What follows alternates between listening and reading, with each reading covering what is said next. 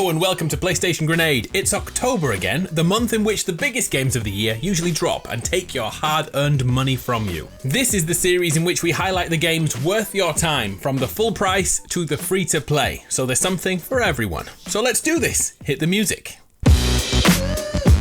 On October 7th, it's time to go back to the world of Far Cry and take part in a revolution to overthrow a dictator in a place that looks an awful lot like Coober. Far Cry 6 has us tackling El Presidente, and like all other Far Cry games, the bad guy is somehow captivating in an unhinged ruler kind of way.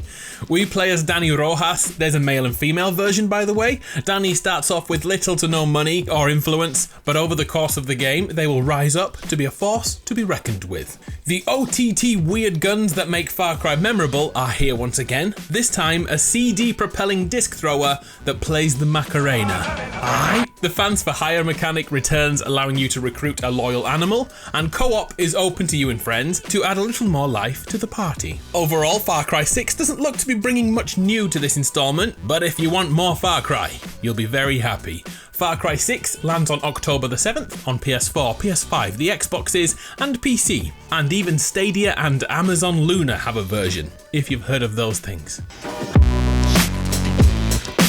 Another massive game releasing this month is Left 4 Dead 3. Oh, hang on. No, it's called Back 4 Blood. Back 4 Blood is made by the original Left 4 Dead team, but sadly they do not own the name of that franchise, so they had to change it to Back 4 Blood. In every way you can imagine, this is a Left 4 Dead game, and they don't even try to hide it at all. A first-person shooter all about taking down zombie hordes as you venture to the next checkpoint. The squad consists of 4 real players or 8 in PvP matches. The 8 characters we can pick from are actually classes, although there isn't a huge difference between them, to be fair. You'll definitely need to pick a character you like the voice of, because they do like to talk. Back 4 Blood has introduced one new thing to evolve the series: cards. By building a deck of cards, we each have a range of buffs to adapt how we fight. It could mod our health pool, maybe a damage buff too. This introduces replayability, which should keep the game going strong after Halloween ends and horror games are forgotten. Back 4 Blood wants to eat your brains on October the 12th on the PlayStations, the Xboxes and the PCs. How do you feel about superhero movies? What about a Marvel game which has absolutely nothing to do with the movies? Here's Marvel's Guardians of the Galaxy, a single-player action-adventure in which we play as Star-Lord. Guardians has a ton of light RPG elements with abilities that must be earned and unlocked and leveled up to their fullest. The weapons you choose do actually matter, as certain enemy types have certain weaknesses to certain elements. I said certain a lot there, making freeze blasters the right choice in some scenarios and the worst choice in others. As Star-Lord, we control our team and order them to perform moves, and the better you become, the more you will churn out combos, starting with Groot and chaining through all the other members of the team to make it look like a complete badass. In addition to combat, exploration plays a part in the story building, as do world puzzles. And to keep the whole thing together, banter plays the most important part. The dialogue these guys churn out, because they never shut up. Constant banter, just like you'd expect from this ragtag misfit squad. Guardians of the Galaxy is here to marvel you on October 26th on PS4, PS5, the Xboxes and PC, and there's a Switch version which I presume will be a cloud-based experience. Okay, let's go for some free games for the month, and they are super retro. First up, any Undertale fans in the house? The Legend of Undertale was continued in Deltarune a few years back, and all of a sudden last week, Chapter 2 suddenly arrived, totally for free. If you aren't an Undertale fan, these visuals may not float your boat, but those of you who want more from Tony Fox, especially his musical abilities, can now play both Deltarune Chapter 1 and Chapter 2 completely free on PS4, Switch and PC. There's no voice acting here, the story is all written, so you best get used to reading, and that story is cut up with small boss battles which are essentially bullet hell, demanding the player to avoid contact with fast-moving objects. This is added to with a turn-based Final Fantasy combat approach which focuses on timing. So if you like Undertale, you should play this, and it's free. In it, bro.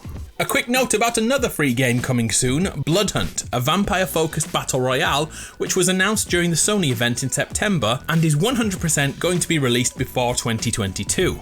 so not long left. I wasn't going to talk about it this month because I didn't think it would release, but it's the time of the year where vampires are quite cool, so it's potentially going to drop this month. A vampire-focused Battle Royale on PlayStation 5. Don't hold me to this, but I presume this is the deadline they were looking for when they announced that title was coming. If not, I'll talk about it in November.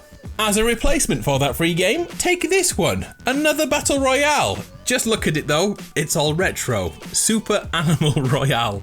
Okay, what you see is what you get, but as a release from the more hardcore Battle Royale games out there, Super Animal Royale is downright dumb fun. Running people over in a hamster ball is surprisingly fun, and the twin stick shooting mechanics work really well. So if you're looking for some silly fun, a game which probably won't last you very long, but is still worth a try, and it's quite a small download file, Super Animal Royale is out right now on PS4, PC, and Xbox.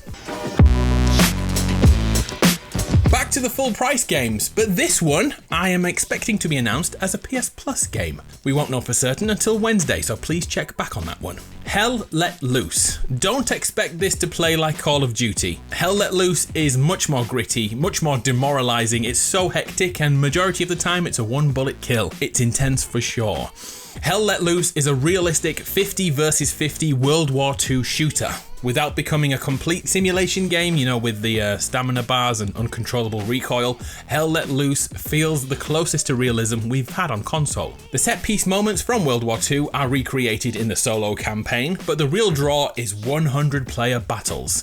For a game that releases in 7 days, I cannot find a price for it on PlayStation or Xbox, which heavily implies this will be one of the free games on PS Plus and Games with Gold. I guess we wait and see. The full release is October the 5th, aka PS Plus Day. Next, Alan Wake Remastered. What a world we live in. An Xbox exclusive back in 2010 is finally getting a remaster and opening up to the PlayStation audience so they too can understand the brilliance of Alan Wake. Set up in the fashion of a TV show with episodes, more like X-Files, Alan Wake is an atmospheric action game perfect for the Halloween season. Your torch or flashlight acts like a gun reticle and can disintegrate the enemies you face with the light beam, which then backs up the fear of the dark this game really strives for. But don't worry, there's still a ton of shooting mechanics too. Back in 2010, Alan Wake had really strange inserted adverts for batteries which removed you from the game, but they've been removed this time around, so undoubtedly our immersion will be improved. My only worry now is if an 11-year-old game will play as well as it did back in 2010. Hopefully it's just as flawless as back then. We will find out on October the 5th on PlayStation, Xbox and PC. And finally, Riders Republic. Did you ever play Steep? It was an extreme sports MMO which had way more success than I expected. That brand is essentially the starting point of what is Riders Republic. Extreme sports in an open world populated by potentially hundreds of players. You'll be mountain biking, skiing, snowboarding, wingsuit flying, and rocket propelling yourself through races and events online, performing tricks and taking your life into your own hands to win the race. I'm unsure what to think of this. If you played it, please sound off in the comments. Riders Republic, avoid it or buy it. An MMO based around extreme sports. So there we have it, 9 new games hitting you in October 2021 or sooner. If you are still here, thank you for staying firstly, and hit me with a movie quote in the comments and I'll see if I can guess which film it's from. Come on, do it, get to the chopper. I'm Adam, you're awesome. I'll see you next time.